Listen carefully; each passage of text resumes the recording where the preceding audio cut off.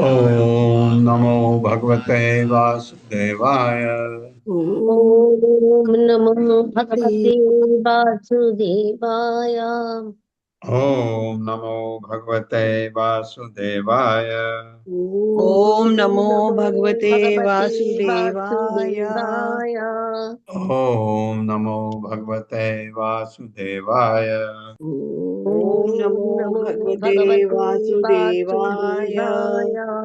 नारायणं नमस्कृत्य नारायणं नमस्कृत्य नरं चैव नरोत्तमं नरं नरं चैव चैव नरोत्तमम् नरोत्तमं देवीं सरस्वतीं व्यासं देवीं देवीं सरस्वतीं सरस्वतीं व्यासं व्यासम् ततो जयमुदीरये ततो जयमुदीरये नष्टप्रायेषु भद्रेषु नष्टप्रायेषु भद्रेषु नित्यं भागवत सेवया नित्यं नित्यं भागवत भगवति सेवया सेवया भगवते उत्तमा श्लोके भगवती उत्तमा श्लोके भक्तिर्भवति नैष्ठिकी। भक्तिर्भवति भगवती नैष्ठिकी। हरे कृष्णा, आप सबका स्वागत है। हरे कृष्ण प्रभु हरे जी। कृष्ण प्रभु जी, शत प्रणाम। महाराज निमि प्रश्न पूछ रहे हैं 9 योगेंद्रों से, और मेरे ख्याल से 5 को प्रश्न पूछ चुके हैं। कभी आगे अंतरिक्ष प्रबुद्ध एंड पिपलाइन उत्तर दे रहे थे, जो रिवा माता जी ने बताया उत्तर उनका। पिछले जो इससे पहले वाला श्लोक था उसमें फिर प्रश्न पूछा उन्होंने। प्रश्न क्या पूछा?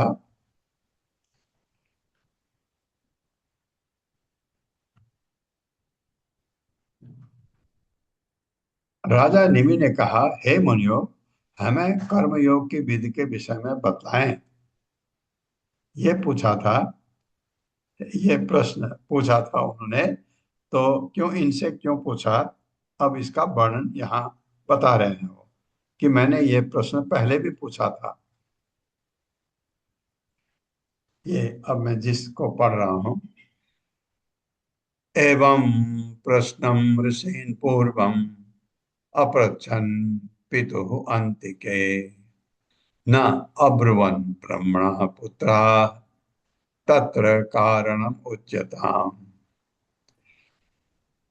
मेरे साथ, एवं प्रश्नम ऋषीन् पूर्वम एवं प्रश्नं ऋषीन् पूर्वम् अपृच्छम् पितुः अन्तिके अपृच्छं पितुः अन्तिके न अब्रुवन् ब्रह्मणः पुत्राः न अब्रुवन् ब्रह्मणः पुत्राः तत्र कारणम उच्यताम्। तत्र कारणमुच्यताम्। हाँ, वो कह रहे, मैंने ये प्रश्न जो अभी मैंने पढ़ा पहले पूछा था, मैंने किसको पूछा था? ब्रह्मा के पुत्रों को, लेकिन उन्होंने उत्तर नहीं दिया, ये बता रहे हैं। एवं इसी तरह प्रश्न ऋषियों से पूर्वम, इससे पहले भी अपरछम, मैंने पूछा था पितु, अपने पिता इक्ष्वाकु के, इक्ष्वाकु का पुत्र है निमि। अब आप कहेंगे इक्ष्वाकु तो आपने बहुत लोगों को कहा था। हाँ, इक्ष्वाकु के बहुत पुत्र थे, उनमें से निमि थे। बहुत खास लोगों का वर्णन भागवतम में बहुत अच्छी तरह आता है। तो निमि भगवान के बड़े भक्त थे, इसलिए उनका, क्योंकि भागवत तो भगवान या भगवान के भक्तों के बारे में वर्णन करती है, तो इसलिए निमि महाराज का वर्णन ज्यादा आया है। इक्ष्वाकु के पुत्र थे। अंत के समक्ष न अब्रुवन, वे नहीं बोले। कौन? ब्रह्मा के पुत्र तत्र, उसका कारण उच्चता कहिए। कहते उन्होंने, मैंने पूछा था, उन्होंने उत्तर दिया ही नहीं। मेरे साथ पढ़े, एक बार विगत काल में, एक बार विगत काल में अपने पिता महाराज इक्ष्वाकु की उपस्थिति में, अपने पिता महाराज इक्ष्वाकु की उपस्थिति में मैंने ब्रह्मा के 4 महर्षि पुत्रों से, मैंने ब्रह्मा के 4 महर्षि पुत्रों से यानी 4 कुमारों से ऐसा ही प्रश्न पूछा था, ऐसा ही प्रश्न पूछा था, किंतु उन्होंने मेरे प्रश्न का उत्तर नहीं दिया। किंतु उन्होंने मेरे प्रश्न का उत्तर नहीं दिया। कृपया इसका कारण बतलाएं। कृपया इसका कारण बतलाएं। हाँ, क्या मेरा प्रश्न इतना गलत था या क्या कारण था? इसका हाँ तात्पर्य में कुछ हमको मिलता है। हरे कृष्ण। तात्पर्य मात्र। हरे कृष्णा। सुशील प्रभु जी पढ़िए प्लीज। हरे कृष्णा प्रभु जी, मातेंद्र प्रणाम। तात्पर्य शिल प्रभुपाद के विनीत भक्तों के द्वारा।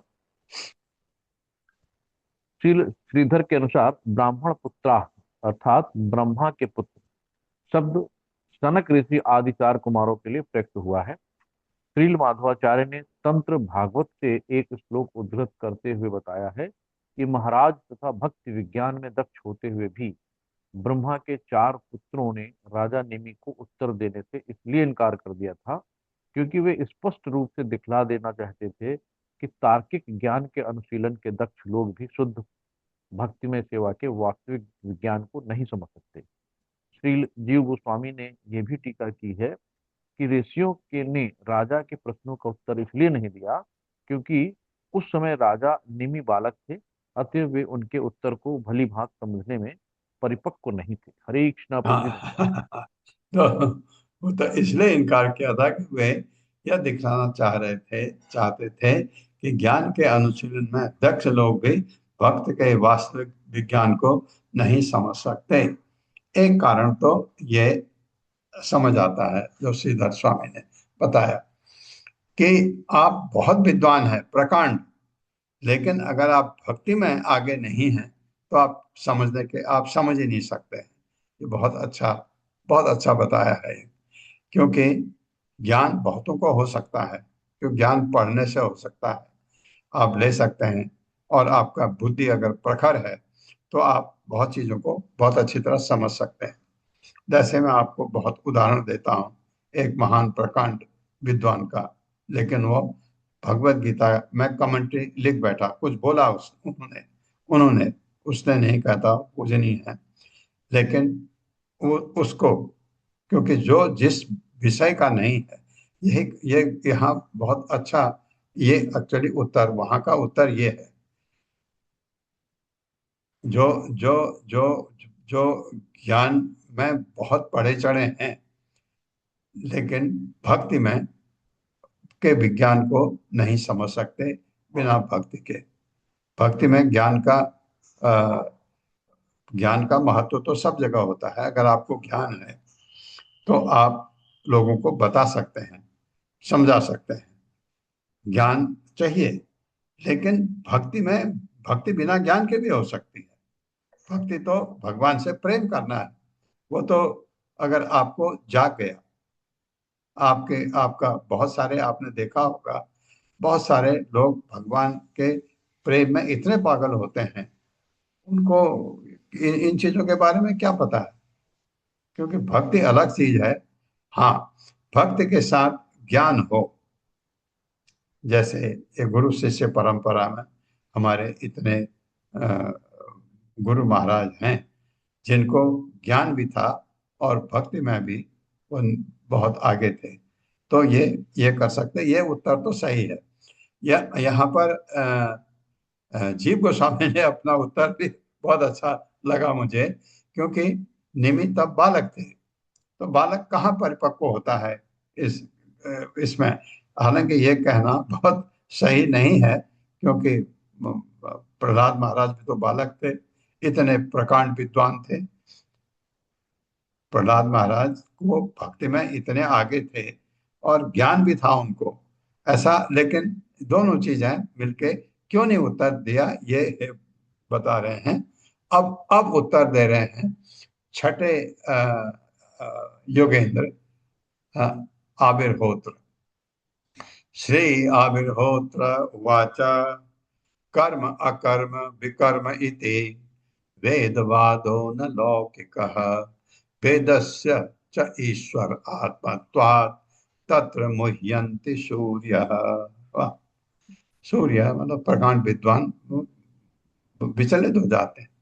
मेरे साथ श्री आविर्होत्र उवाच श्री आविर्होत्र उवाच कर्म अकर्म विकर्म इति कर्म कर्म कर्मेति वेदवादो न लौकिकः वेदवादो न लौकिकः वेदस्य च ईश्वर आत्मत्वात् वेदस्येश्वरात्मत्वात् तत्र मुह्यन्ति सूर्यः। तत्र मुह्यन्ति सूरयः। श्री आविर्होत्र उवाच। आविर्होत्र ने कहा, कर्म शास्त्रों द्वारा संस्कृत कार्यों की संपन्नता, अकर्म ऐसे कार्यों को कर पाने में असफलता, विकर्म निषिद्ध कर्म में लगना। इति इस प्रकार वेदवाद वेदों के माध्यम से समझा गया विषय न नहीं लौकिक संसारी वेद से वेदों का च तथा ईश्वर आत्मत्वात् भगवान के आने के कारण तत्र इस विषय में मुह्यन्ति मोहग्रस्त हो जाते हैं। सूर्य बड़े बड़े पंडित भी मोहग्रस्त हो जाते हैं, मतलब they get illusion delusion. Shri Avirhotra ने उत्तर दिया। श्री श्री आविर्होत्र ने उत्तर दिया। कर्म अकर्म था विकर्म। कर्म कर्म अकर्म तथा विकर्म। हाँ, ये अच्छा है क्योंकि आप जानते हैं क्या है कर्म विकर्म अकर्म, भगवत गीता में पढ़ा है आपने। ऐसे विषय हैं, ऐसे विषय ऐसे हैं विषय हैं जिन्हें वैदिक साहित्य के जिन्हें वैदिक साहित्य के प्रामाणिक अध्ययन द्वारा ही समझा प्रामाणिक अध्ययन द्वारा ही भली भांति समझा जा सकता है। भली भली भांति भांति समझा जा सकता है। इस कठिन विषय को संसारी कल्पना के द्वारा इस कठिन विषय को संसारी कल्पना के द्वारा कभी भी नहीं समझा जा सकता। कभी भी नहीं समझा जा सकता। प्रामाणिक वैदिक साहित्य प्रामाणिक वैदिक साहित्य भगवान का शब्दावतार है। भगवान का शब्दावतार है। हाँ, और इस प्रकार वैदिक ज्ञान पूर्ण है। इस प्रकार वैदिक ज्ञान पूर्ण है। वैदिक ज्ञान की सत्ता की उपेक्षा करने से वैदिक ज्ञान की सत्ता की उपेक्षा करने से बड़े बड़े पंडित तक बड़े पंडित तक कर्मयोग को समझने में भ्रमित हो जाते हैं। कर्मयोग को समझने में भ्रमित हो जाते हैं। हाँ, वो कह रहे हैं ये विषय ऐसा से ज्ञान से या जो वैदिक ज्ञान से आप समझ सकते हैं, लेकिन अगर आप प्रामाणिक अध्ययन द्वारा वैदिक साहित्य के प्रामाणिक अध्ययन द्वारा ही समझा जा सकता है। प्रामाणिक मैं अपने आप समझने की कोशिश करूं, गलती कर सकता हूं। प्रामाणिक अध्ययन होता है गुरु के आशीर्वाद से। गुरु चाहिए। तात्पर्य हरे कृष्णा। सुमध्या गोपी देवीदासी माता जी पढ़िए प्लीज। सुमध्या गोपी देवीदासी। हरे कृष्णा हरे कृष्णा प्रभु जी। शील प्रभुपाद जी की जय। तात्पर्य शील प्रभुपाद जी के विनीत भक्तों द्वारा योग को शास्त्र द्वारा नियत कर्तव्य कर्म कहलाते हैं और अपने सर्वोच्च कर्तव्य को ना संपन्न कर पाना अकर्म है। निश्चित कर्मों को संपन्न करना विकर्म कहलाता है। इस प्रकार कर्म अकर्म तथा विकर्म की स्थापना वैदिक साहित्य की प्रामाणिक व्याख्याओं द्वारा होती है। उन्हें मात्र तर्क की संसारी विधियों द्वारा मिश्रित नहीं किया जा सकता। श्रीमद् भागवतम 6.16.51 में भगवान कहते हैं, शब्द ब्रह्म परम ब्रह्म ममोभे शाश्वती तनुहु मैं वेदों को दिव्य ध्वनि का स्वरूप हूँ, जो ओंकार तथा हरे कृष्ण हरे राम के रूप में है, और मैं परम सत्य हूँ। ये दोनों दिव्य वैदिक ध्वनि तथा अर्च विग्रह का नित्य आनंद में स्वरूप मेरा शाश्वत रूप है, ये भौतिक नहीं है। इस प्रकार भागवतम में अन्यंत्र 6.140 में कहा गया है, वेदो नारायणा साक्षात स्वयंभू रीति सुश्रुतम्। वेद प्रत्यक्ष रूप से भगवान नारायण है और स्वयंभू है, ऐसा हमने यमराज से सुना है। पुरुष सूक्त ऋग्वेद मंडल 10 में कहा गया है कि तस्मात् यज्ञात् सर्वभूतरिच समानी जगीरे छिन्दसि जगीरे तस्मात्। उस यज्ञ से सभी की आहुतियां आवाह स्तुतियां तथा प्रशंसा गीत उत्पन्न हुए हैं। वेदों के सारे मंत्र भगवान से उत्पन्न हुए हैं।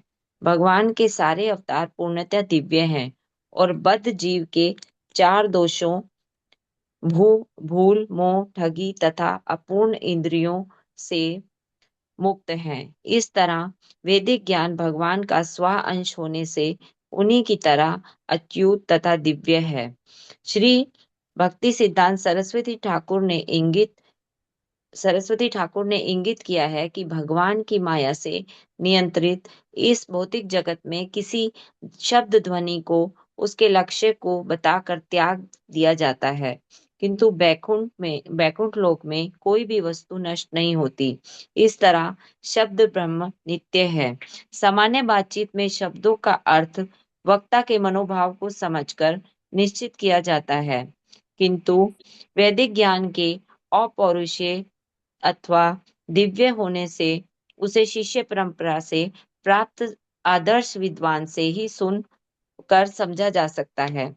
इस विधि की संतुति स्वयं भगवान ने भगवत गीता में की है। एवं परंपरा प्राप्तम। इस तरह वैदिक ज्ञान के चरम अर्थ को निश्चित कर पाने में बड़े बड़े विद्वान जो अहंकार में इस परंपरा की उपेक्षा करते हैं, मोहग्रस्त हो जाते हैं। ब्रह्मा के चारों पुत्रों ने राजा निमि ने के प्रश्नों का उत्तर देने से इसलिए इनकार कर दिया क्योंकि उस समय राजा निरे बालक थे। अतएव परंपरा प्राप्त शरण विधि की शरण में आ पाने में असमर्थ थे। श्रील मध्वाचार्य ने इस संबंध में इंगित किया है, ईश्वरात्मत्वाद, ईश्वर विषयत्वाद। चूंकि सारे वेद असीम भगवान का वर्णन करते हैं, अतएव समझने की सांसारिक विधियों से वैदिक ज्ञान तक नहीं पहुंचा जा सकता।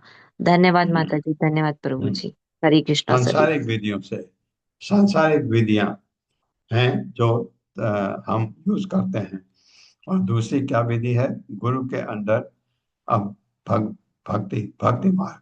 इससे आप जब आप भगवान की जब भक्ति करते हैं, भगवान पर आपकी आस्था है, तो भगवान के विषय को समझने में सहूलियत होती है। यह प्रैक्टिकल नॉलेज होता है। ये एक चीज आपको कंफ्यूजन हो सकता है। यहाँ पर शुरू में जो कहा है, ये इन्होंने इसमें ये जो तात्पर्य में कर्म, अकर्म तथा विकर्म, तीन की बात है ना। तो नियत कर्म जो हमारे कर्तव्य हैं, वो कर्म कहलाते हैं जो हम करते हैं। और अपने सर्वोच्च कर्तव्य को न समझ कर पाना अकर्म है। वाह, बहुत अच्छे। सर्वोच्च कर्तव्य को न संपन्न कर पाना अकर्म है। और क्या पढ़ा था हमने? अकर्म ऐसा कर्म जिससे हमारा बंधन नहीं होता है ना? ऐसा सर्वोच्च कर्तव्य को न संपन्न कर पाना अकर्म है। निषिद्ध, ये तो विकर्म तो आपको समझ आता है, तो इसको समझने में अच्छी तरह से समझना है हमको। अकर्म वही है। परोक्षवादो वेदो अयम बालानाम अनुशासनम कर्म मोक्षाय कर्माणि विद्धते हि अगदम यथा।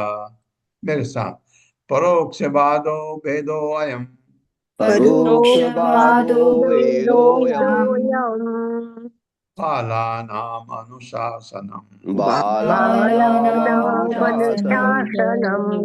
कर्म मोक्षाय कर्माणि कर्ममोक्षाय कर्माणि विद्धते हि अगदम यथा। विदत्ते विदत्ते हगदं यथा।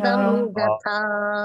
परोक्षवाद किसी वस्तु के असली स्वरूप को छिपाने के लिए उसे अन्य रूप में प्रस्तुत करना, किसी चीज को उसके दूसरे रूप में प्रदर्शित करना। वेद अयम ये बालानाम बचकाने लोग, अनुशासनम निर्देशन, कर्म मोक्षाय भौतिक कार्यों से मुक्ति के लिए कर्माणि भौतिक कार्य विद्धत्ते संस्तुति करते हैं ही निसंदेह अगदम औषधि यथा। जिस तरह मेरे साथ पढ़े, बचकाने तथा मूर्ख लोग बचकाने तथा मूर्ख लोग मूर्ख लोग भौतिकतावादी सकाम कर्मों के प्रति भौतिकवादी सकाम कर्मों के काम प्रति कर्मों के प्रति आसक्त रहते हैं। आसक्त रहते हैं। रहते हैं। हाँ, अब अपने को समझिए, अब आप बचकाने हैं या मूर्ख हैं? हम मूर्ख भी हैं, बचकाने भी हैं, बचकानेपन भी है हम। यद्यपि जीवन का वास्तविक लक्ष्य यद्यपि जीवन का वास्तविक लक्ष्य लक्ष्य ऐसे कर्मों से मुक्त बनना है। ऐसे कर्मों से मुक्त बनना है। बनना है। हाँ, ताकि आप अकर्म में रहें।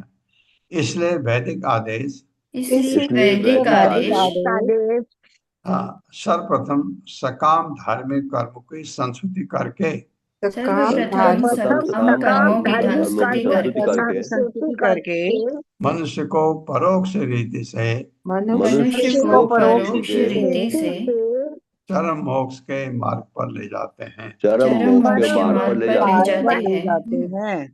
जिस तरह पिता अपने पुत्र को जिस तरह पिता अपने पुत्र को दवा पिलाने के लिए दवा पिलाने के लिए उसे मिठाई देने का वादा करता है। उसे मिठाई देने का वादा करता है। क्या सुंदर ढंग से समझाने की कोशिश किया है। तो कर्म जो हम करते हैं गलत नहीं है। जो सकर्म आप करते हैं, सकाम कर्म इस भौतिक जगत में, वो ऐसा है कि आपको दवाई पिलाने के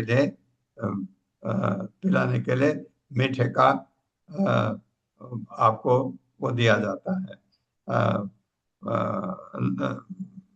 लालच, प्रलोभन दिया जाता है कि कब ले लो, उसके बाद मिठाई मिलेगी। और ये सकाम कर्म करते करते क्या करते हैं आप? सकाम कर्म में कर्मकांड भी सकाम कर्म में आता है ना। आप पूजा करते हैं देवताओं की, सही, कोई बात नहीं, तो आपकी आस्था होती है देवताओं की। धीरे धीरे धीरे आपको लगता है मिठाई यहाँ नहीं है ये तो दवाई है, मिठाई तो फिर मिलेगी इसके बाद। ये अब बहुत अच्छे तरह बताया। तात्पर्य माता जी। हरे कृष्णा। प्रभु जी पल्लवी माता जी को होस्ट बना दीजिए प्लीज। राधा रति माता जी आप पढ़िए प्लीज। हरे कृष्ण माता जी। हरे कृष्ण प्रभु जी से प्रणाम। प्रभात की जय। श्री प्रभात के सेवकों द्वारा जैसा कि भगवत गीता में कहा गया है, त्रैगुण विषया वेदा निस्त्रय गुणों भवार्जुना। वेद प्रकृति के तीनों गुणों के ही अंतर्गत सकाम फल प्रदान करते हैं।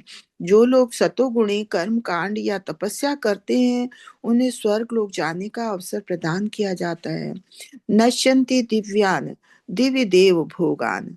इसी तरह जो लोग रजोगुण के अंतर्गत कर्म कांड या सकाम धार्मिक कर्म करते हैं उन्हें इसी पृथ्वी पर महान शासक या धनिक बनने और महान प्रतिष्ठा तथा पार्थिव शक्ति भोगने का अवसर दिया जाता है।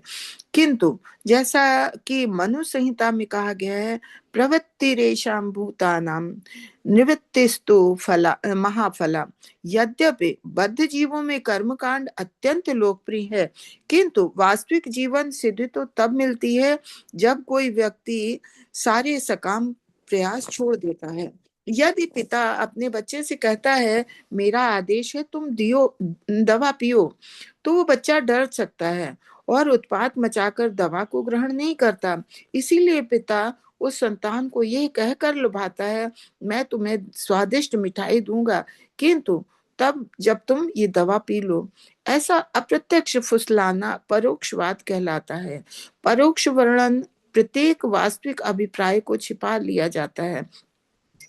पिता अपनी संतान के समक्ष अपना प्रस्ताव इस रूप में रखता है मानो असली उद्देश्य मिठाई प्राप्त करना है, जिसे पाने के लिए छोटी सी शर्त पूरी करनी है, किंतु वस्तुतः पिता का लक्ष्य बच्चे को दवा पिलाकर उसे रोग से मुक्त कराना है। इस प्रकार मूल प्रयोजन को परोक्ष रूप से बताना और गौण प्रस्ताव से उसे छिपाना परोक्षवाद कहलाता है।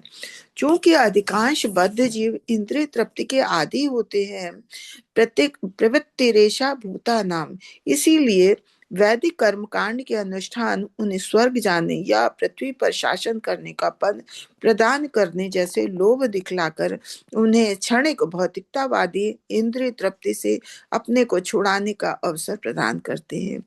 समस्त वैदिक अनुष्ठानों में विष्णु की पूजा की जाती है। इस तरह मनुष्य को धीरे धीरे ये समझने दिया जाता है कि उसका हेतु तो विष्णु की शरण में जाने में है। नाते वेदो स्वार्थ गतिम ही विष्णु, ऐसी परोक्ष विधि बाला नाम अर्थात मूर्खों के लिए है। बुद्धिमान व्यक्ति परोक्ष विधि से तुरंत ही वैदिक साहित्य के वास्तविक प्रयोजन को समझ लेता है, जैसा कि स्वयं भगवान ने बतलाया है, वेदैश सर्व हमेव वेद्या। समस्त वैदिक ज्ञान का चरम लक्ष्य भगवान के श्री चरण कमलों की शरण प्राप्त करना है। ऐसी शरण के बिना मनुष्य माया द्वारा प्रदत्त 84 लाख योनियों में चक्कर लगाता रहता है। सामान्य रूप से भौतिक दृष्टि अपूर्ण ज्ञान प्रदान करती है, जो भ्रामक भौतिक भोग की इच्छा से विकृत होता है। शील भक्ति सिद्धांत सरस्वती ठाकुर जी की टीका है कि बद्ध जीवों के लिए निर्विशेषम आत्म साक्षात्कार का अनुशीलन भी एक उत्पात है, क्योंकि निर्विशेषण चिंतन विधि एकदम विरूपहीन बनने का कृत्रिम प्रयास है। ऐसा प्रयास वेदों के उस सही निर्णय के अनुसार नहीं है जिसका वर्णन भगवत गीता में हुआ है। वेदैश सर्वैर हमेव वेद्या। श्री चैतन्य महाप्रभु के आंदोलन में व्यर्थ ही सकाम फल पाने की और धीरे धीरे वास्तविक ज्ञान की ओर खींचे जाने की आवश्यकता नहीं रहती। श्री चैतन्य महाप्रभु के अनुसार हरेर नाम केवलम, कलो नास्ते नास्ते नास्ते गति रंधे अथा। कलयुग में जीवन अत्यल्प है, प्राणेयाल्पायुषा, और लोग सामान्य रूप से उद्धत यानी मंदा, कुमारगामी, सुमंदमतिया तथा अपने पूर्व कर्मों के प्रतिकूल फलों से अभिभूत मंद भाग्या होते हैं। इसी तरह उनके मन भी कभी भी शांत नहीं रहते, उपद्रुतः, और उनकी अल्पायु उन्हें वैदिक कर्म कांड के मार्ग से धीरे धीरे प्रगति करने की संभावना से विचलित करती है। इसलिए एकमात्र यही आशा बचती है कि भगवान के हरेर नाम कीर्तन का किया जाए। श्रीमद् भागवतम में कहा गया है, कलेर दोषो निधि राजन नस्ति होको महान गुणा कीर्तनादेव कृष्णस्य मुक्त संग परम व्रजेत। कलयुग दिखावे तथा प्रदूषण का सागर है। कलयुग में सारे प्राकृतिक तत्व तथा यथा जल, पृथ्वी, आकाश, मन, बुद्धि तथा अहंकार प्रदूषित हो जाते हैं। इस पतित युग का केवल एक ही मोक्ष पक्ष है, और वो है भगवान नाम का कीर्तन। अस्ति लोको महान गुणा, एकमात्र कृष्ण कीर्तन ही उल्लासमय विधि से मनुष्य इस पतित युग के साथ जुड़े संबंध से मुक्त हो सकता है, मुक्त संगा, और वापस घर को अर्थात भगवत धाम जा सकता है, परम व्रजेत। कभी कभी कृष्ण भावनामृत आंदोलन के प्रचारक भी परोक्षवाद का प्रयोग करते हैं। वे बद्ध जीवों को मुग्ध करने के लिए अच्छी अच्छी मिठाइयां देते हैं, जिससे वे भगवान के चरण कमलों में आए। चैतन्य महाप्रभु का आंदोलन केवल आनंद कांड अर्थात केवल आनंद है, किंतु महाप्रभु की दया श्रेष्ठ भावनामृत आंदोलन के प्रति परोक्ष रूप से आकृष्ट व्यक्ति भी शीघ्र ही जीवन सिद्ध प्राप्त करके भगवत धाम वापस जा सकता है। हरे कृष्णा हरे कृष्णा। बहुत सुंदर, बहुत सुंदर। कि जैसे बताया पहले तो कठिन लगता है समझने में, लेकिन चैतन्य महाप्रभु ने बहुत ही सिंप्लीफाई कर दिया कि आप ऐसा करो, जैसे कर्म कांड में लगे रहो, कब आपको कोई बताए, क्योंकि कर्म कांड में भी भगवान विष्णु का नाम हमेशा आता है।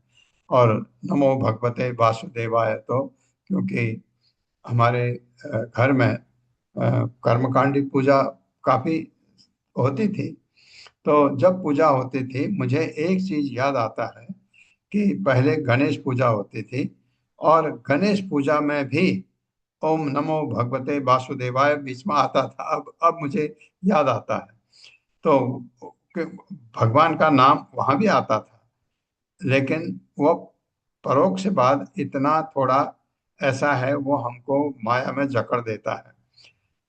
है तरीका वो भी, लेकिन चैतन्य महाप्रभु ने कहा कि कीर्तन करो, हरि नाम का कीर्तन करो, क्योंकि वो इतना शक्तिशाली है कि आप हरि नाम का कीर्तन करते करते करते आपको फिर आप पढ़िए, आपको समझ आने लगता है कि असली भगवान की तरफ जाऊं या कर्मकांड की तरफ जाऊं। अगर आप ये एक्चुअली सबसे बड़ी बात तो ये है कि जो मैं पहले भी कह रहा था कि ये मैं अपने आप नहीं कर सकता, गुरु की आवश्यकता होती है। गुरु नहीं है, लेकिन गुरु का शिष्य मिले वही काफी है हमारे लिए। जो किसी एक गुरु शिष्य परंपरा का कोई भी व्यक्ति जुड़ा हुआ है, ज्यादा ज्ञान नहीं है, वही हमारे लिए बहुत ज्ञानी की तरह है। जो ये बता दे आपको, आप ये माला लो, आप जपो तो सही, कभी कभी आपको मंदिर ले जाए, फिर धीरे धीरे आपको समझ आने लगता है, क्योंकि हरि नाम आप जपते हैं तो आपको आपकी बुद्धि भी प्रखर होने लगती है इस भक्ति की तरफ। तो बहुत अच्छा है। और इसके पॉइंट रीमा माता जी से सुनेंगे बाद में। न आचरेत अस्तु वेदोक्तम स्वयं अज्ञो अजितेन्द्रियः विकर्मणा हि अधर्मेण मृत्योः मृत्युम उपैति सः। मेरे साथ, न आचरेत यह तु वेद उक्तम नाचरेद्यस्तु वेदोक्तम् हाँ, यस्तु भी पढ़ सकते हैं यह की जगह। न आचरेत यस्तु वेद उक्तम स्वयं अज्ञो अजितेन्द्रियः स्वयमज्ञोऽजितेन्द्रियः विकर्मणा हि अधर्मेण विकर्मणेन मृत्युः उपैति सः। मृत्योर्मृत्युमुपैति सः। न आचरित नहीं करता है यह जो तू, लेकिन वेद उक्तम वेदों में संस्कृत किया हुआ, स्वयं खुद अज्ञानी अजित इंद्रिय, जिसने अपनी इंद्रियों को वश में नहीं किया, विकर्मणा शास्त्र कर्म न करने से ही निसंदेह अधर्मेण अधर्म द्वारा मृत्यु के बाद मृत्यु उपैति प्राप्त करता है, जन्म मृत्यु में घूमता रहता है। सब कौन? जो विकर्म वाला। यदि कोई अज्ञानी जिसने भौतिक इंद्रियों को वश में नहीं किया है, जिसने भौतिक इंद्रियों को वश में नहीं किया है, वो वैदिक आदेशों में अटल नहीं रह सकता। वो वैदिक आदेशों में अटल नहीं रहता, तो वो निश्चय ही पापमय तथा अधार्मिक कार्य में लिप्त रहेगा। पापमय तथा अधार्मिक कार्यों में लिप्त रहेगा। इस तरह उसको बारंबार जन्म मृत्यु भोगना पड़ेगा। इस तरह उसको बारंबार जन्म मृत्यु भोगना पड़ेगा। भक्ति मार्ग आपको भगवत धाम ले जाने के लिए है। जितना भी ज्ञान यहाँ हमको दिया जाता है, जो हम प्राप्त करते हैं, ये कहने के लिए अरे फंसे हो यहाँ, निकलो यहाँ से, और भगवत धाम जाने का तरीका वही बताते हैं। वो हमको कठिन लगता है क्योंकि हम माया से जकड़े हुए और गलत कामों में बहुत बिजी रहते हैं। अगर ये समझने आने लगा, जैसे जो हम इस क्लास में बैठे हैं, हमको कम से कम इतना ज्ञान है कि भौतिक जगत में हम फंसे हुए हैं, ये तो समझ आ गया। तकलीफ होती है और सुख यहाँ है ही नहीं, है भौतिक सुख कभी कभी, उसके पीछे इतना बड़ा दुख भी होता है। तो उससे निकलने का एक ही तरीका है भक्ति मार्ग। तो अगर ये, जैसे मैं आपको बता रहा हूँ कि ये मार्ग तो अच्छा है, कितने लोगों को समझ आते हैं, बड़े बड़े विद्वान, भौतिक ज्ञान में पारंगत लोग मूर्ख मूर्ख समझते हैं आप लोगों को कि ये लोग इतने बेवकूफ हैं, इनके पास कोई काम नहीं है, ऐसे लगे रहते हैं, सड़कों पर घूमते हैं हरे नाम का कीर्तन करते हुए, काम नहीं है इनके पास, ये बोलते हैं। भौतिक ढंग से कभी कभी मुझे ऐसा लगता है भौतिकतावादी रूप से गलत नहीं है उनका कहना, इसलिए भगवान का भक्त कभी नाराज नहीं होता। भगवान का भक्त तो तभी नाराज होता है जब भगवान के अगेंस्ट कोई बोले या भगवान भक्तों को गाली करे, तो तो वो सोचता है अज्ञानी है। ठीक है, यदि कोई न आचरे, नहीं करता है यह जो, मेरे साथ पढ़ लिया ना ये, जी प्रभु जी। यह जो तो, लेकिन भेद उत्तम, भेदों में संस्कृत किया हुआ, स्वयं खुद अज्ञानी अजित इंद्रिय, जिसने अपने इंद्रियों को वश में नहीं किया, विकर्मणा शास्त्र कर्म न करने से ही निसंदेह अधर्मेण, अधर्म द्वारा मृत्यु मृत्यु, मृत्यु के बाद मृत्यु उपाधि प्राप्त करता है, सह वह। हाँ, ये तो मैं पढ़ चुका हूँ। तो यदि कोई अज्ञानी जिसने भौतिक इंद्रियों को वश में नहीं किया है, यदि कोई अज्ञानी कोई अज्ञानी जिसने भौतिक इंद्रियों को वश में नहीं किया है, वो वैदिक आदेशों में अटल नहीं रहता, वो वैदिक वैदिक आदेशों में आदेशों में अटल अटल नहीं नहीं रहता। रहता, नहीं रहता। तो वह निश्चय ही पापमय तथा अधार्मिक कार्य में लिप्त रहेगा। तो वो तो निश्चय ही निश्चय ही पाप पापमय कार्यों तथा में लिप्त धार्मिक रहेगा। कार्यों में आध्यात्मिक लिप्त कार्यों रहेगा। में लिप्त रहेगा।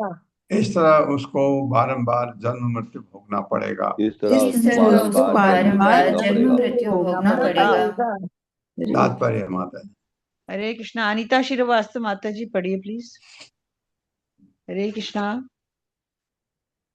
हरे कृष्णा माता जी, हरे कृष्णा। पढ़िए माता जी। श्रील प्रभुपाद की जय हो। श्रील प्रभुपाद द्वारा तात्पर्य। सभी को पंचांग प्रणाम।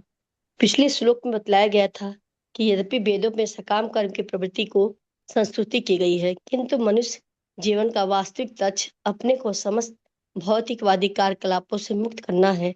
इसलिए यह निष्कर्ष निकाला जा सकता है कि उन वैदिक अनुष्ठानों को संपन्न करने की कोई जरूरत नहीं है जो संयमित इंद्रिय तृप्ति प्रदान करने वाले हैं, किंतु अज्ञानी व्यक्ति यूं कहे कि जिसने यह नहीं समझा कि वह भौतिक शरीर नहीं है अपितु कृष्ण का अंशरूप नित्य आत्मा है, वह अपनी भौतिक इंद्रियों के वेगों को वश में करने में अक्षम होगा। इस तरह संयमित इंद्रिय तृप्ति का भोग बताने वाले वैदिक आदेशों की उपेक्षा करने वाला व्यक्ति पापपूर्ण असंयमित इंद्रिय तृप्ति के गड्ढे में जा गिरता है। उदाहरणार्थ, जो लोग बहुत जो लोग बहुत जो लोग मैथुन इच्छा से पीड़ित हो जाते हैं, उन्हें विवाह यज्ञ करने का आदेश दिया जाता है। हम प्रायः देखते हैं कि तथाकथित ब्रह्मचारी मिथ्या कर्म के कारण विवाह को माया कहकर तिरस्कृत करते हैं, किंतु यदि ऐसा ब्रह्मचारी अपनी इंद्रियों को वश में नहीं रख पाता तो निसंदेह अवैध यौन में रत होकर, जिसका वैदिक संस्कृति से कोई संबंध नहीं है, अपने को नीचे गिराएगा। इसी तरह कृष्ण भावनामृत के 9 सिखियों को जी भर कर कृष्ण प्रसादम खाने के लिए, माता जी थोड़ा सा ऊपर करिए, प्रोत्साहित किया जाता है। कभी कभी भक्ति योग का कच्चा अभ्यास करता विकट भोजन की आदतें प्रदर्शित करने लगता है, जिसके कारण वह असंयमित तथा ग्रहित भोज्य वस्तुएं खाने लगता है। श्रील विश्वनाथ चक्रवर्ती ठाकुर के अनुसार मृत्युम औपत्ति शब्दों का अर्थ यह है कि मृत्यु के स्वामी यमराज पापी व्यक्ति को नरक जाने का मुफ्त टिकट काट देते हैं। इसी का वर्णन वेदों में इस प्रकार हुआ है, मृत्वा पुनर्मृत्युम आपदिते अर्धमानः। स्वकर्म भी, जो लोग अपने भौतिकवादी कर्मों के से अपने को असहाय पीड़ा पहुंचाते हैं, उन्हें मृत्यु के समय शांति नहीं मिलती, क्योंकि उन्हें पुनः ऐसी स्थिति में डाल दिया जाएगा जिसमें मृत्यु होनी है। इसलिए जिनकी इंद्रियां अभी वश में नहीं हुई हैं, उन्हें वैदिक कर्म कांडों का यथा विवाह या यज्ञ शिष्ट का परित्याग नहीं करना चाहिए। पिछले श्लोक में बच्चे को दवा पिलाने के लिए पिता द्वारा मिठाई से उसे लुभाए जाने का उदाहरण दिया गया था। यदि बच्चा ये सोचकर पिता को दी हुई मिठाई त्याग देता है कि वह अनावश्यक है, तो बालक उस दवा को पीने का अवसर हाथ से चला जाने देता है जो उसे स्वस्थ बनाने वाली है। इसी तरह यदि कोई भौतिकवादी व्यक्ति निर्देश इंद्रिय तृप्ति के लिए वैदिक आदेशों को ठुकराता है तो वह शुद्ध नहीं बन सकता, अपितु वह और भी पतित होगा। शील जीव गोस्वामी ने भौतिकवादी व्यक्ति का वर्णन उस व्यक्ति के रूप में किया है जिसका मन बुद्धि भगवान के संदेश में श्रद्धा पूर्वक स्थिर नहीं रहते। भगवत गीता में भगवान श्री कृष्ण ने अर्जुन द्वारा प्रतिनिधित्व करने वाले बद्ध जीवों को जीवन के वास्तविक लक्ष्य के विषय में अद्भुत बातें बताई हैं। जो व्यक्ति इन उपदेशों में अपने मन को स्थिर नहीं कर पाता, उसे ऐसा भौतिकवादी व्यक्ति मानना चाहिए जो पाप कर्म में रुचि रखता है और अतः जिसे आदर्श वैदिक आदेशों का पालन करना चाहिए। ऐसे वैदिक आदेश शील गोस्वामी के अनुसार सकाम होते हुए भी पुण्य माने जाते हैं, अतः जो इनका दृढ़ता से पालन करता है उसे नरक नहीं जाना पड़ता। स्वयं भगवान ने भागवतम में 11.20 में 9 में कहा गया है, तात्वम कर्माणि कुर्वेत न निविदितेत यावता मत्ति कथा श्रवणरादो वा श्रद्धा यावन जायते। मनुष्य को तब तक वैदिक कर्मकांड करते रहना चाहिए जब तक वह भौतिक इंद्रिय तृप्ति से विरक्त नहीं हो जाता और मेरे विषय में श्रवण तथा कीर्तन करने में श्रद्धा उत्पन्न नहीं कर लेता। शील विश्वनाथ चक्रवर्ती ठाकुर बतलाते हैं कि वेदों में स्तुति की गई है कि मनुष्य प्रातः काल उठे, स्नान करे और गायत्री मंत्र का उच्चारण करे। यदि वह ऐसे अनुशासित संयमित जीवन को जानबूझकर त्यागता है तो वह धीरे धीरे स्थूल इंद्रिय तृप्ति के लिए कर्म करने लगता है, अर्थात वह होटलों में भोजन करता है और स्त्रियों के साथ अवैध संबंध बनाता है। इस तरह अपनी इंद्रियों को वश में न रख पाने से वह पशुवत बन जाता है। शील मध्वाचार्य ने इस संदर्भ में टीका की है, अज्ञः संचरनपि, भले ही अज्ञान में सही किंतु अपने कर्मों का भावी फल न सोचकर वह कर्म करता जाता है। भगवत गीता में अपने कर्मों के भावी फल के प्रति उदासीनता को तमोगुण का लक्षण बतलाया गया है। जिस प्रकार बुद्धिमान व्यक्ति ऐसे मार्ग में मोटर कार नहीं चलाएगा जिसमें खतरा है, उसी तरह बुद्धिमान व्यक्ति अवैधिक कर्म नहीं करेगा यदि वह जानता है कि अंतिम परिणाम विपत्ति रूप में होगा, जिसे यहाँ मृत्यु मुंह पैती शब्दों का द्वारा व्यक्त किया गया है। शील विश्वनाथ सिद्धांत सरस्वती ठाकुर ने कहा है, अज्ञानी व्यक्ति कभी कभी सोचते हैं किंतु मृत्यु के बाद मनुष्य को स्वमेव शांति प्राप्त होगी, किंतु पाप कर्मों के फलस्वरूप मनुष्य को सबसे अधिक आसान दशा प्राप्त होती है, क्योंकि भौतिक कर्म के क्षणिक फल के बदले में मनुष्य को नरक यातना भोगनी ही पड़ेगी। ऐसी नरक की दशा एक बार नहीं अपितु सदा के लिए और बारंबार भोगनी होगी जब तक मनुष्य वैदिक आदेशों से विमुख रहेगा। हरे कृष्णा प्रभु जी, सभी को पंचांग प्रणाम। बहुत अच्छी तरह समझाया है कि जैसे एक युवक है, युवती है, जवान होते हैं, उनकी इच्छा भोग विलास की तरफ जाती है, ये नेचुरल है। और ऐसे में कुछ ऐसे भी होते हैं जो इन चीजों के लिए उदासीन होते हैं, बहुत कम होते हैं, बहुत कम। लेकिन ऐसा नहीं है कि उनमें भोग विलास की इच्छा नहीं है, बिल्कुल जीरो है वाले भी होते हैं जो भगवत भक्ति के तरफ एकदम जा सकते हैं। क्योंकि जब भौतिक सुख के तरफ आपका रुझान नहीं है, आप उदासीन है उस तरफ, तो भक्ति की तरफ आपको हमेशा अच्छा लगेगा। लेकिन ये ऐसे डॉर्मेंट भी है किसी में ये इच्छा, तो उनको वैवाहिक जीवन में चला जाना चाहिए। वहां जाकर के आपको पता लगता है कि वैवाहिक जीवन से आपको सुख कभी मिलता ही नहीं। सुख भी है, अगर सब कुछ ठीक ठाक है तो सुख है, नहीं है तो बहुत गड़बड़ भी होती है। क्यों? आपके मन का आपका पति नहीं मिला, आपके मन की आपको पति नहीं मिली, आप इच्छा करते हैं ऐसे, क्योंकि इच्छाएं हैं आपकी, ऐसा होना चाहिए, ऐसा होना चाहिए, नहीं है तो आपको वह दुख है। उसके बाद बच्चे पैदा हुए, बच्चों को पालना है, उनको शिक्षा देनी है, पैसा चाहिए, पैसे के लिए आपके अगर आमदनी ज्यादा नहीं है तो आप तब सोचते हैं मैंने शादी क्यों की। आप अपने समझते हैं अपनी गलती कर आपने कर दी गलती, लेकिन गलती खाली बच्चों के पैदा होने से नहीं है, क्योंकि आपको ये ऐसा था तो किसी तरह से आप निभाते हैं। लेकिन इसमें भी आपने देखा होगा किसी के पास पैसे की कमी भी है, लेकिन जीवन डिसिप्लिन्ड है।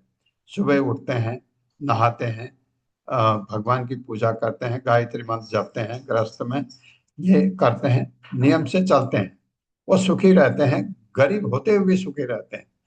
ऐसे भगवत भक्ति के कैंडिडेट अच्छे होते हैं, सब नहीं। मैं जिस जगह से आता हूँ वहाँ 100% लोग ऐसे हैं, सुबह उठते हैं 4 बजे, नहाते हैं, लेकिन सब कर्मकांड में, सब कर्मकांड में। भगवान भी है उनके लिए, भगवान भी है, देवी भी है, शिव जी भी है, और कितने देवता हैं उनकी पूजा करते हैं, क्योंकि शुरू से वैसे ही चला आ रहा है। उसमें बहुत कम है। अभी मैंने देखा कि 2-3 ऐसे हैं जो भक्ति में आ चुके हैं, लेकिन वो अब वहां नहीं है, बाहर है, लेकिन भक्ति में आ गए हैं, क्योंकि उनका एक्सपोजर हुआ ऐसा। और ये चीज थी पहले से, वो पूजा करते थे पहले से, क्योंकि सुबह उठ के पूजा करना, उस पूजा में भगवान भी हैं, देवता भी हैं, ज्यादातर देवी और शिव जी और भगवान विष्णु। उसमें जैसे उसमें हमारे घर में तो मेरे पिताजी ने कृष्ण की 3 मूर्ति रखी हुई हैं, जिनकी मैं अभी भी पूजा करता हूँ सुबह। राधा दामोदर हैं, और आपके केशव हैं, और एक तो ब्राह्मणों के घर में ये जो शालिग्राम शिला होती है, वो करीब करीब मैंने देखा वहाँ सबके घर में होती है ये। तो ये चीज भी है, उसके साथ देवी भी है और शिव जी भी हैं, और गणेश तो बहुत ही एसेंशियल कंपोनेंट है पूजा में वहां पर। तो वो लोग भक्ति समझते हैं, ये ठीक है। मैंने भगवत गीता दिया लोगों को, पढ़ा, उन्होंने कहते हैं नहीं नहीं ये तो बहुत गलत लिखा हुआ है इसमें, प्रभुपाद ने, कि क्या कि और किसी की पूजा करने की जरूरत नहीं है, क्योंकि उनको इतने टाइम से बचपन से ये करते आ रहे हैं, तो छोड़ना मुश्किल होता है उनके लिए ये।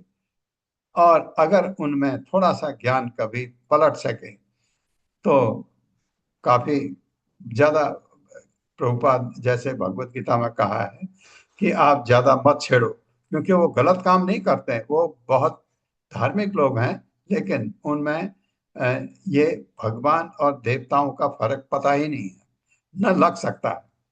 अगर आप बताने की कोशिश करेंगे वो नहीं समझते उस चीज को, बहुत कठिन है। तो मैं एक किसी प्रभु को बात किया दिल्ली में, वो भी उसी एरिया से है जहां से मैं आता हूँ। उन्होंने कहा कि नहीं, वहाँ ये इस्कॉन का मंदिर नहीं चल सकता, लेकिन वहाँ डोर टू डोर आप एक घर में जाकर के समझाइए, दूसरे घर में जाकर के समझाइए, तीसरे घर में जाकर के समझाइए, सब समझा करके तब आप एक दिन कीर्तन रखिए। ऐसे करके थोड़ा हो सकता है, लेकिन इसमें समय और उसकी बड़ी जरूरत है, लेकिन कोई किया नहीं इस चीज को। एनीवे, मैं बता रहा हूँ आपको, इतना इतना कठिन होता है लोगों को मोड़ना। तो ये सब, इसलिए वैवाहिक जीवन वहाँ मस्त समझा जाता है। लड़का लायक हो या नहीं हो, वो फैमिली रखने, वो अपने बच्चे को पाल, अपनी पत्नी को, बच्चों को पाल सकता है, नहीं पाल सकता है, उसकी वो भी नहीं समझ है, लेकिन उसकी शादी जरूर होनी चाहिए। ये ऐसा ये निपट अज्ञान जो है, उससे आप उससे उभर पाना कितना मुश्किल है वहां पर। हालांकि हम काफी कोशिश करते हैं इस चीज में कि जरूरी नहीं है, भौतिक दृष्टि से भी आप सोचो, लड़का अगर फैमिली को पाल नहीं सकता तो फैमिली शादी कैसे कर सकता? तो ये तो बेसिक भौतिक ज्ञान की बात है। तो लेकिन ये चीज इतनी इतनी मुश्किल है वो समझाना। एनीवे, जो यहाँ मैं बात करना चाह रहा था कि अ, अगर वो वैवाहिक जीवन में जाना चाहता है, कोई बुराई नहीं है, क्योंकि सकाम कर्म में लगा रहता है, कोई बुराई नहीं है। वो धीरे धीरे जब भक्ति करता है, गायत्री मंत्र जपता है, तो कहीं पर वो वहाँ भागवतम भी, साप्ताहिक भागवत भी चलते हैं, बहुत जगह जाता है वहाँ। तो क्या सीखेगा वहाँ साप्ताहिक भागवतम में, मुझे नहीं पता, बट एनीवे जाते हैं, श्रद्धा है उनकी। भागवतम को जैसे वो सोचते हैं कि सबसे महान चीज है सुनना। और ये हाल है वहाँ पर बहुत। लेकिन जो यहाँ बताया गया है कि अगर वैवाहिक जीवन में गया भी कोई गलत नहीं है। आप देखें, बड़े बड़े जो हमारे आचार्य लोग हैं, जो भगवान के महान भक्त हुए हैं, सब शादीशुदा थे। शादीशुदा होने के बाद उनको पता लगता है कि गलत रास्ता है, और छोड़ते हैं, शादी से निकलते हैं, इतने महान भक्त बनते हैं भगवान के। हमारे प्रभुपाद हैं, प्रभुपाद की शादी थी, बच्चे थे, ज्ञान आया बाद में कि मैं क्या कर रहा हूँ। ये अगर मुझे ये चीज करना है जो गुरु ने मुझे कहा है करने को, तो यहाँ तो मैं कर ही नहीं सकता। कि भक्ति में अगर आगे बढ़ना है आपको, तो फैमिली आपके 100% ऑब्स्टेकल बनती है अगर आपने बहुत आगे बढ़ना है भक्ति में। हाँ, एक तरीका है कि आपकी पत्नी भी भक्त बन जाए भगवान की, तो फिर तो गृहस्थ बहुत अच्छा है, फिर तो आपके घर में आनंद ही आनंद है। लेकिन अगर जरूरी थोड़ी है वो माने इस चीज को, तो लेकिन नहीं भी माने तो भी आप भक्ति में रह सकते हैं। उदाहरण मेरे पास इसका भी है। एक एक वैष्णव थे, अ, बहुत बड़े प्रोफेसर थे। उन्होंने एक चीज किया कि किसी को फैमिली में कुछ नहीं, वो अपने वैष्णव थे, उनका खाना अलग बनता था और वो अपनी भक्ति करते थे, और सारा परिवार अपना ढंग का खाना खाता था, रेस्पेक्ट करते थे उनकी। तो उनके पुत्र मुझे कहते थे, मेरे फादर का मैं बहुत रेस्पेक्ट करता हूँ। अरे क्या रेस्पेक्ट करते हो, जो उन्होंने कहा वो तो तुमने 1% भी नहीं अडॉप्ट किया। ये है। एनीवे, पल्लवी माता जी, आपका छोटा कमेंट, फिर रीमा माता जी। जी प्रभु जी, हरे कृष्ण, दंडवत प्रणाम। छोटा सा ही मैं बताती हूँ। एक चीज मुझे बहुत हंसी आई इसमें। विश्वनाथ चक्रवर्ती ठाकुर जी लिखते हैं, फ्री टिकट है नरक जाने के लिए कि नरक जाने के लिए फ्री टिकट है जब भौतिक इंद्रियों को वश में नहीं कर किया जाता और वैदिक आदेशों में भी अटल नहीं रहता। हम्म। तो दिखावे के लिए सिर्फ करना और वैदिक आदेशों की अवहेलना करना और खुद की सिचुएशन को ना समझना कि हम इंद्रियों को वश में नहीं कर पा रहे हैं। तो भक्ति में रहते हुए भी जो ब्रह्मचारी के लिए बताया था कि ब्रह्मचारी अगर इसको बोले कि विवाह यज्ञ जो है वो माया है, तो ये तो वो माया है ज्यादा तो मैं विवाह, खतरनाक है। हाँ, विवाह से दूर रहूंगा। तो उसके लिए जरूरत है कि ऐसे ब्रह्मचारी को भी समझना चाहिए कि अगर इंद्रियों का नियंत्रण नहीं हो रहा है तो वो विवाह यज्ञ को अवलंब करे। उसको भक्ति में रहना इम्पोर्टेंट है, भगवान कुछ भी कर रहे हैं हम, भक्ति करना इम्पोर्टेंट है। फिर आश्रम कौन सा भी हो या फिर और भक्ति में है। कभी कभी ये श्लोक और ये पढ़ पढ़कर लग सकता है कि क्या वैदिक आदेशों का अवहेलना करना मना किया है, तो क्या हमें अभी वैदिक आदेशों का कर्मकांड करना चाहिए, ये करना चाहिए। तो ये सिर्फ सपोर्टिव है कि हम भक्ति में अभी शुद्ध भक्त नहीं बन गए हैं। तो कभी कभी ऐसी चीजें, जैसे प्रभुपाद जी ने तो नियम लगा दिया है हमारे ऊपर, सुबह जल्दी उठना, गायत्री करना, हरे कृष्ण महामंत्र जप करना। तो जो इम्पोर्टेंट जो आदेश थे वो प्रभुपाद जी ने दिए हैं हमें। तो ये सिर्फ सिर्फ ये किन के लिए है, जो कर्मकांडी, जो भक्ति में नहीं लग गई है अभी तक, तो उनके लिए कम से कम ये सकाम कर्म को करते हुए, जैसे धीरे धीरे, जैसे औषधि देने के लिए मिठाई का लालच दिया उदाहरण जाता दिया, हाँ। है। हाँ, तो वैसे ही भक्ति में आने के लिए इनको शुद्धिकरण की ये प्रक्रिया है। तो जो भक्ति में तुरंत जिन्होंने प्रत्यक्ष विद्या अपना ली है, तो उनको इम्पोर्टेंट है कि हम भक्ति में आए हैं, इसीलिए वैदिक ग्रंथ और वैदिक आदेश खराब है या फिर जो कर रहे हैं बाकी लोग वो गलत है, ये मानना भी कहीं ना कहीं ये गलत है। क्योंकि जब भगवत गीता का अध्याय पढ़ते हैं ना प्रभु जी, त्रैगुण्य विषया वेदा, तब हम्म अज्ञान के कारण या कम ज्ञान के कारण प्रीचर्स भी ऐसा बोलते हैं कि अरे वेदों में तो 3 गुणों का वर्णन है, तो वेदों को पढ़ने की क्या जरूरत है। नहीं, वेद भगवान से साक्षात भगवान से आए, जैसे पिछले श्लोक में बताया था, शब्द ब्रह्म है वेद भी। तो हर स्तर के लोगों के लिए अलग अलग ये प्रक्रिया है। तो वेद भी जरूरी है, वेदों में दिया हुआ सभी ज्ञान जरूरी है। बस कौन किस स्तर पर है, इसको गुरु के अंडर रहते हुए समझना बहुत जरूरी है, और उसी विधि का पालन करना चाहिए। जी प्रभु जी, हरे कृष्ण।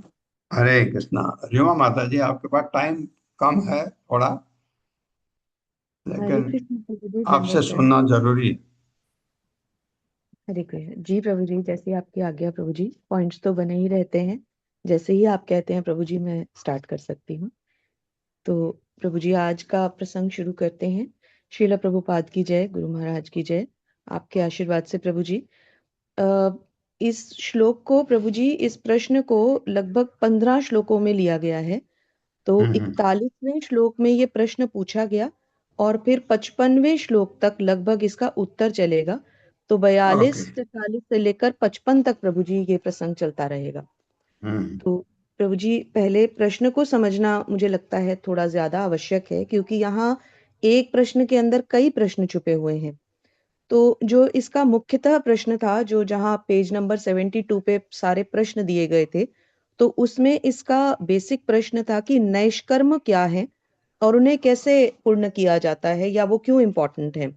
और यहाँ हम्म पर जिस प्रकार से इस प्रश्न को पूछा गया है, वो तो प्रभु जी पूरा फिर कर्मयोग और भक्ति योग का सार बन गया है कि कर्मयोग की विधि क्या है, परम पुरुष को अपने व्यवहारिक कर्म को समर्पित करने की विधि क्या है, मनुष्य स्वयं को शुद्ध करके जीवन की दिव्य स्थिति को कैसे प्राप्त करे, भौतिक कर्मों से मुक्ति कैसे प्राप्त करे। तो ये पूरी ही फिलॉसफी इन प्रश्नों में पूछ ली गई है। तो हम एक हम्म एक करके प्रभु जी प्रयास करते हैं। तो सबसे पहले नैष्कर्म को जानना जरूरी है, क्योंकि श्लोक में भी नैष्कर्म शब्द आया था। तो हम्म नैष्कर्म को समझाते हुए श्री आविर्होत्र जी उत्तर देते हैं। पहले वो आत्मा और कर्म का डिफरेंस समझाते हैं कि आत्मा का स्वभाव सदैव सक्रिय रहना है, इसलिए आत्मा की उपस्थिति में शरीर भी सक्रिय रहता है और निरंतर हम्म कर्म करता रहता है। और जैसे ही आत्मा शरीर का त्याग करती है, शरीर निष्क्रिय हो जाता है।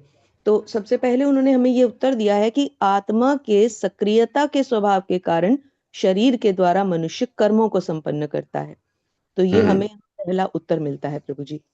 फिर नैष्कर्म को समझाते हुए वो डेफिनेशन से इसको समझाते हैं कि यदि शरीर भौतिक गुणों से प्रभावित होकर भौतिक कर्म ही करता रहेगा, तो फिर जीव दिव्यता को कैसे प्राप्त हो पाएगा। इसलिए इन कर्मों को भगवान को अर्पित करके इन्हें शुद्ध करना आवश्यक है, अन्यथा माया का पाश जीव को भौतिक बंधन से कभी छूटने नहीं देगा। कभी नहीं इसलिए मिलेगा। जी प्रभु जी, इसलिए नैष्कर्म शब्द निष्क्रियता को नहीं, अपितु श्री भगवान और गुरु द्वारा निर्देशित दिव्य कर्मों को अर्पित करता है। तो प्रभु जी, एक बात जो समझने को यहाँ मिलती है कि जो निर्विशेषवादी हैं वो इस नैष्कर्म को निष्क्रियता से जोड़ते हैं, इसलिए हम्म वो मान नहीं माने जा सकते। लेकिन हम जो सकाम कर्मों को भगवान को अर्पित करने से समझ रहे हैं, तो हम नैष्कर्म को सही रूप में समझ पाएंगे। तो यहाँ प्रभु जी एक छोटा सा हमारा पार्ट संपन्न होता है कि मतलब अल्टीमेटली ये नैष्कर्म है क्या। अब यहाँ से आगे चलते हैं। तो पहला प्रश्न आता है कि कर्म क्या है। तो प्रामाणिक शास्त्रों द्वारा संस्तुतित नियत कर्तव्य कर्म है, और अकर्म क्या है और विकर्म क्या है ये भी बताया गया है। तो अकर्म वो है जो अपने सर्वोच्च कर्तव्य को संपन्न कर पाना अकर्म है, और विकर्म क्या है, निषिद्ध कर्मों को संपन्न न कर पाना विकर्म है। तो भगवान का शब्दावतार होने के कारण वेद पूर्णतया शुद्ध और ज्ञान में परिपूर्ण है, इसलिए उनसे निकला हुआ एक एक शब्द जो हमें कर्म को दर्शाता है वो हमारे लिए बहुत आवश्यक है। आगे बताते हैं कि आध्यात्मिक लोक में दिव्य ध्वनि सनातन बनी रहती है। इस ध्वनि को आध्यात्मिक लोक में त्यागा नहीं जाता। वेद भगवान के श्रीमुख से उत्पन्न हुए दिव्य शब्द कभी च्युत नहीं होते। अतः वेदों द्वारा संस्तुत कर्म ही वास्तव में कर्म है, जिन्हें भगवान को अर्पित करके शुद्ध बनाया जा सकता है। यहाँ से हमारा ऑलमोस्ट थर्ड पार्ट शुरू हो जाता है कि अब इन्हें शुद्ध बनाने की विधि क्या है। तो ये थर्ड और अंतिम पार्ट इसका लेते हैं। वैदिक ज्ञान मनुष्य को सकाम कर्मों से मुक्त होकर मोक्ष का मार्ग दर्शाता है, परंतु याद रखने योग्य यह है कि वेद भौतिक प्रकृति के 3 गुणों के अंतर्गत सकाम फल प्रदान करते हैं। सतोगुण के अंतर्गत किए गए कर्म उच्च लोकों में मनुष्य को ले जाते हैं, रजोगुण में करके पृथ्वी लोक में, और तमोगुण में किए गए कर्म मनुष्य को निम्न लोक तक पहुंचाते हैं। परंतु सकाम कर्मों से मुक्ति मनुष्य को या जीव को भगवान के श्री चरण कमलों की शरण का मार्ग दर्शाते हैं। तो आवश्यक ये नहीं कि कर्म कंप्लीट किए जाएं, आवश्यक ये है कि उन्हें भगवान के सेवा में अर्पित किया जाए। भगवान चैतन्य महाप्रभु का संकीर्तन आंदोलन मनुष्य को हरिनाम संकीर्तन में लगाकर उसके चरम लक्ष्य तक पहुंचाता है। इस विधि द्वारा हर कोई, यहाँ तक कि सामान्य मनुष्य भी भक्ति की सर्वोच्च अवस्था तक पहुंच सकता है। भगवत नामों का जप और भगवान के उच्चिष्ट को प्रसाद रूप में ग्रहण करने से मनुष्य न केवल अपनी जीवा अथवा अपनी सारी इंद्रियों को भगवान की सेवा में लगाकर शुद्ध कर सकता है, और इसके विपरीत जो इस विधि का पालन नहीं करता वह अधार्मिक कार्यों में लिप्त होकर जन्म मृत्यु के चक्र में फंस जाता है और अज्ञान के कारण ऐसे निर्देश को मनुष्य इंद्रिय तृप्ति में लगाकर अपने जीवन को व्यर्थ कर देता है।